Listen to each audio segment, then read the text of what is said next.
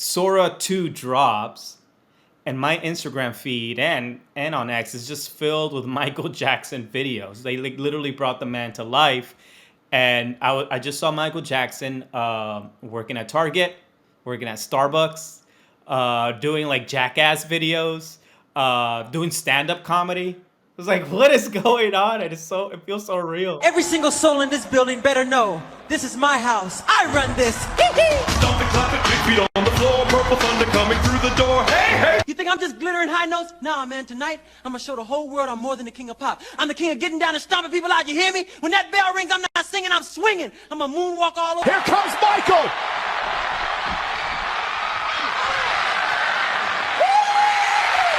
The crowd is losing it! You see, when I step into this ring, it's like stepping onto a stage.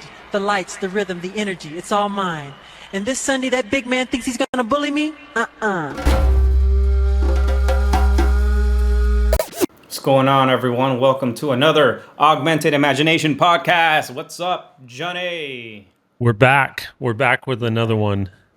We're back in October, and we were just discussing that it's certainly feeling like October. It's feeling like fall around here in the Pacific Northwest. I know you get sort of peak fall vibes out there, right? Oh, for sure. It was extremely foggy today. It was like very dense when I opened the door this morning. Yeah, we wake up early to go to school, so 6:30 in the morning, doors are open, and I was just like, whoa! It felt like I was in a thriller video. So yeah, it's starting to feel like fall, man. Let me guess, love it. You have a Michael Jackson Thriller jacket, don't you? Like a red one? I figured. I need one. And okay. Yeah, and speaking of Michael Jackson, I already told you guys that my kid is still obsessed with Michael Jackson, like extremely obsessed, and it's just so ironic because I've been telling you for days, right? Like Johnny, I've been telling you for months that my son has like been moonwalking, he's watching on his videos, asking ChatGPT why did he go from black to white, and like all this stuff. He's just so Michael Jackson curious. The hard questions. The hard question. It's so ironic. It's so ironic. Yeah, it's fun. It's fun to like me discover these chat conversations on ChatGPT because of the chat history. It's a good laugh, but it's so ironic that Sora 2 drops, and my Instagram feed and on X is just filled with Michael Jackson videos. They like literally brought the man to life, and I just saw Michael Jackson working at Target, working at Starbucks, doing like jackass videos, doing stand up comedy. It was like, what is going on? It feels so real. Michael, they had a Michael Jackass was like the title of it or something. I'm sure that's how it started. They're like, let's play on Jackass and Michael Jackson. But dude, it's so crazy and how fitting that, right, Michael Jackson is so famous for like Thriller in this zombie video. And now he's one of these celebrity figures you see literally rise from the dead and can just show up in any sort of video now because there's so much data and information on them that like they really are sort of like immortalized into this like digital world now in a crazy way. But yeah, dude, like the videos I saw, like they must have the training data is everything that's ever been created. I don't know how they did it. And honestly, I haven't really spent much time trying to figure it out, but it's like, how did they even do it on Sora? So like you really can't animate anything with someone's likeness. So someone hacked it, right? Or someone hacked the system because they're like, if you want, you can use your likeness, right? But you're gonna have to scan yourself, give different angles, talk a little bit so it can capture your data, your who you are. And then you can animate yourself as much as you want. You can share with the public if you want to, or just share your Cameo between friends. But how are they doing Tupac? How are they doing Prince? How are they doing Michael Jackson? Yep. I haven't figured it out yet. And like I said, I tried to kind of like not follow the trend for now because there's so much going on, and we're trying to figure out like we're doing a startup. We're trying to like make business here. And but the old Sway will definitely be all in there. Making tons of Michael Jackson video. Oh, deep in it. Yeah, I'll be moonwalking with him and all. Dude, and like the voice, like they nailed the voice. And the thing I'm most impressed by is like the edits. Like you do a single prompt, right? And it's a full video with edits and everything. But like they've got a great AI editor. Like the timing's always so Oh, good. Like absolutely. I don't know, man. Like they just hit the beats just right, and like it's really funny. Yeah. Um, yeah, Their it's their nuts. L, I mean their LLM, their ChatGPT. I imagine that's what they're using, right? Because it's OpenAI, like paired with the image and video model and working together. I'm like, yeah, that kind of makes sense. So like you're literally your prompting could be pretty straightforward and simple, and Sora, their prompt enhancement ChatGPT, will expand on it, create the scenes, all right? Or you can go in and just add all these details and use time code if you want to, and be very specific with the voiceover, and the what's being narrated and the description of the scenes, and it'll do a heck of a good job. You're just kind of Right. like limited with that, under that 10-minute, I mean 10-second cap. So, but it's wild the stuff that people are producing, man. It's like I feel that this has been a culture shift. I was like, content creation will never be the same again. The whole like Instagram followers, I mean influencers or YouTube influencers, YouTubers, like that was like 5-10 years ago, man. Like that Yeah. is no more. Yep. You have to be either you're teaching how to use AI or you're using AI to create all this like slop or refined slop or professional slop, or you're using AI to solve, your for your production, for your ads, movie making, etc. Yep. Wow, times, man, and we're in it. You know. Dude, we're in it. And that's like, we were already in it, but like the Sora drop was one of those points where it's like, oh, we're like all the way in it. Like we thought like we were just getting started, and now like this is going to be a total like foundational fundamental shift, and it's only going to speed up. Right from this point moving forward, like we have no idea what sort of base reality is, and it's the truth is, right, it's probably like, at least when we're trying to distill what that is from the internet and social media, right? Like that's totally out the window, and it's probably been that way for a while. But now it's like, oh, we're fully in it, like because it's indiscernible at this point. And then people who were good, like it's been that way for a while. But it's like with Sora now, it's not just like, right, the early adopters and people who'd really like understood the craft around filmmaking and editing and right doing a VO. Like all of that now is just like you do a single prompt and there it is for you. So Yeah. it's crazy. I mean, but nothing has changed, right? Like right here, I have with me a camera. Like Yep. I know what an ISO is. You know what an ISO is, and I know like how to use shutter speed and the aperture, and I know how to make that work for me. And I'm literally a professional at this, but I can hand this to my kid and set it on A, which is like automatic, and they could take as decent pictures as the one where I tried to like manually set up for. So Yep. it all boils down to what we've always said before, to taste, right? So if you have good taste, regardless if you're well studied, you know, or super technical with these tools, doesn't matter. If you have good taste, you know how to make those selections and curate your shots and refine it to a point where people are drawn to it and it does what it's supposed to do. It Yep. entertains, creates awareness, get viewers, or sell a product. It's just crazy times. So I mean, but I look at the bright side. At least people are creating like fun content. It's fun to watch. Could be addictive at times, right? So like, Yeah. self control, but it could always be worse. We could be limited, right? People, we could be like in some sort of like state controlled, country, and Yep. not even have access to these tools, and not even have that sort of creative expression. So Yep. got to take the good and the bad.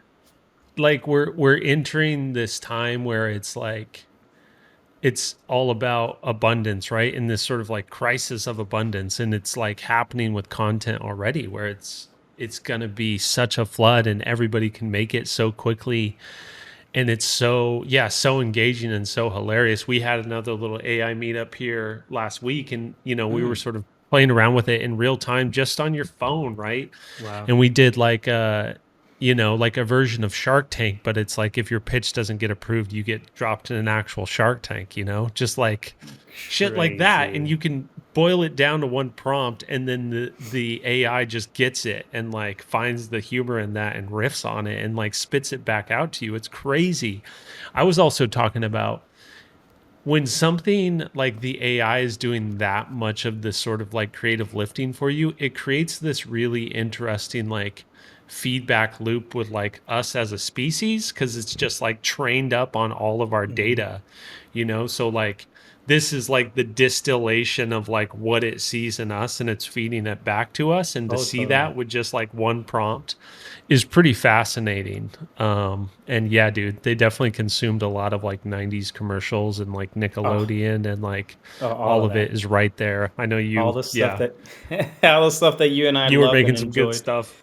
Yeah, we got Yeah. some stuff here. We're working on a campaign for a special project, and just the timing is perfect. Sora came out, and now Sora 2 Pro model is out in other platforms that are worth looking into, and really exciting times, man, to be a content creator. Now, let me ask you, Johnny, are you comfortable with you sharing your likeness, training your likeness inside I will Sora? not be doing that. No, I will not. Okay.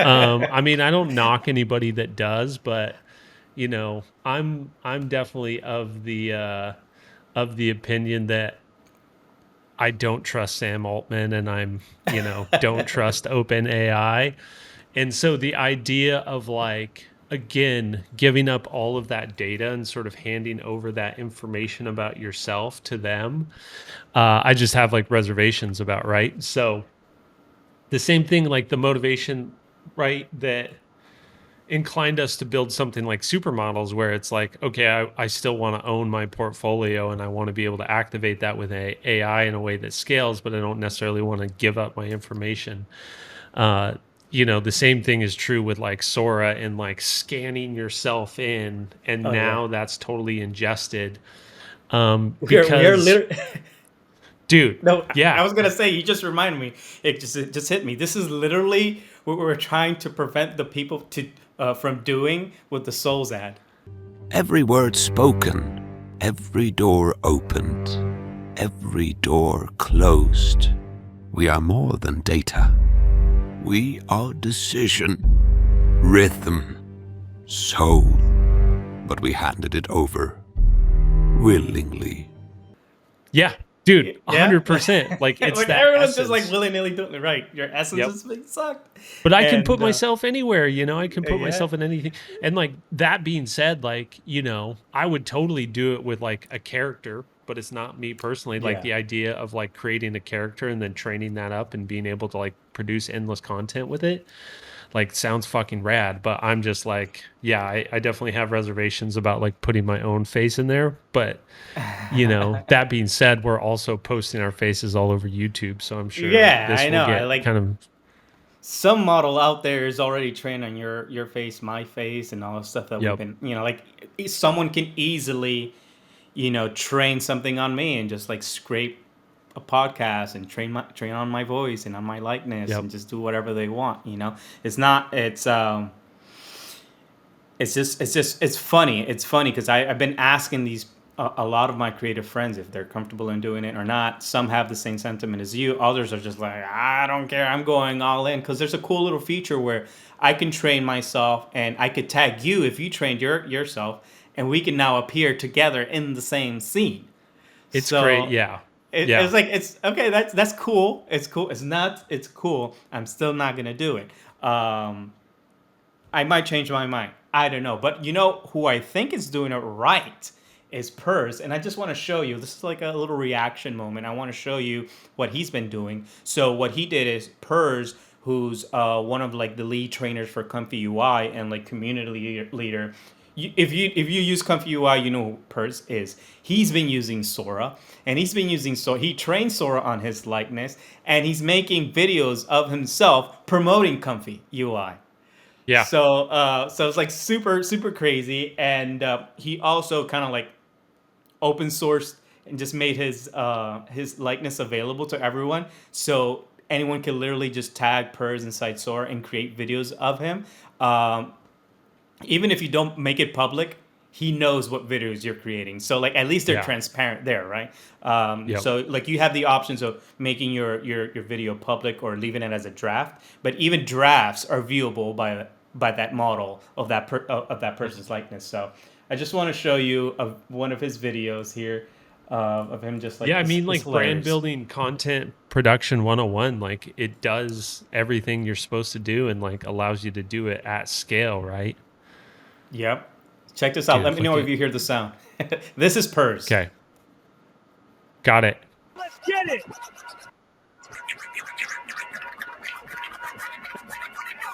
That's cut. One more for the heads. Dude. I mean, it's fantastic. You turn yourself into a meme. For tonight. Earthy. That was you yesterday, Don't man, you? at the The little woods. voices in the gills, they tell me when it's safe, when it's not. Can't trust the trees, but you're honest. So, you're trying to install Sage Attention in Comfy UI. Great. Step 1, open a terminal. That's the easy part. Step 2, give up. Yeah, seriously. Sometimes the hardest dependencies are the friends we made along the way. Thanks. Dude, indistinguishable from real life, right? Like you Yeah. I mean, this could just be videos of this guy and I wouldn't know. Last one. This is hilarious. Raw debut tonight. He's got Purrs lined up in the middle of the ring. Look at the grip on the throat. He's lifting him. Power on display. Choke slam through. Oh god, Dude, Tony Hawk. fantastic. A couple of episodes ago, we talked about we talked about how cool Nano Banana was launching with the name and disguised as Google. Sora 2 did something interesting, where it's like we're not gonna make it public. It's gonna be by invite only, and that created like this, it added to the hype. What do you think Dude, of that? absolutely. I mean, that's genius. And I'm sure it's like super effective for just kind of like onboarding people and slowly ramping up as well. But dude, yeah, when you create that sense of like, right, that sense of like lack or want early on and like get people feeling like they're just like the FOMO happens and you've got to get in there, like that's just going to feed into it. And then you combine that with the stuff that people started producing and sharing outside of it right away, just kind of like Crazy. fed into it. So it is really interesting to see like how companies are going about these kind of launch cycles for these new products now, because like never in the past is there like a new AI model launching like was not a thing, and it's just going to it's going to become a bigger and bigger thing as it goes on. And I'm sure there's going to be some really crazy and unique campaigns to sort of like build hype and roll this stuff out. So, yeah, dude, really, really fascinating. But yeah, it makes total sense what they did with Sora, and it absolutely worked. And it's only going to like continue to take over the internet. Yeah, people were texting me. Jesse Bryan texted me like 2 a.m. Hey man, you got a code? You got one of those Sora codes, man? I need a hit, one. man. You got I one need of a those? hit, Yeah. man. So I gave him one. What's cool though is like you give a person a code, they get to open up Sora, and then they get 4 codes. So it's like they have this whole multi-level marketing. Yep. I want to call it a scheme, but it's a marketing strategy that works, right? So I mentioned Nano Banana, and I want to share with you a little quick 30-second clip of the origin story of where the name Nano Banana came from. Oh, yes, dude. I'm excited for this. And I have to ask about the name. What is the story behind the name Nano Banana? Our product manager, Nina, I think people call her Nana, Banana. So she had to come up with a name at like 2 a.m. in the morning for putting the model on LM Arena. And she came up with it, and yeah, it went viral. And now, people in marketing are studying like, what was the success behind this naming? We have to learn from this experience. Reproduce the sauce. That's amazing. And the fact that Yeah. y'all changed it in the Gemini app too to put the little banana icons, just chef's kiss. Dude, what did Yeah. I say? What did I say when they were rolling it out? And it was just like codename Nano Banana. I was like, no, that is the name. There's no going back to that, Going like, back. Gemini So- 2.5 Flash means nothing to people, but like Nano Banana, they're like, oh yeah, I know exactly what that memorable. means. It's memorable, and kudos to that product manager. She was probably overworked and tired, and was like, I'm just gonna Yeah. name it what they call me, every day. So, Dude, Nano Banana. I mean, I very much after my own heart, because that's how like all the crazy startup projects we work on. And one of the things I like about like sort of working with the people we do in the arena we do is like there's so much happening and it's got to happen so fast that nobody can be like overly precious about it. It's just like, yeah, it's memorable, like roll with it, like but just goes to show like somebody's just like delirious at 2 a.m. Nano Banana, and then like, all right, that like no customer survey is going to give you the results of that, right? Like that's the magic that just happens. So Yeah, it's good stuff. New tools every week. Every single day, and tons that we don't even mention. So, but we try. How about we do some deep thoughts, huh? Deep thoughts.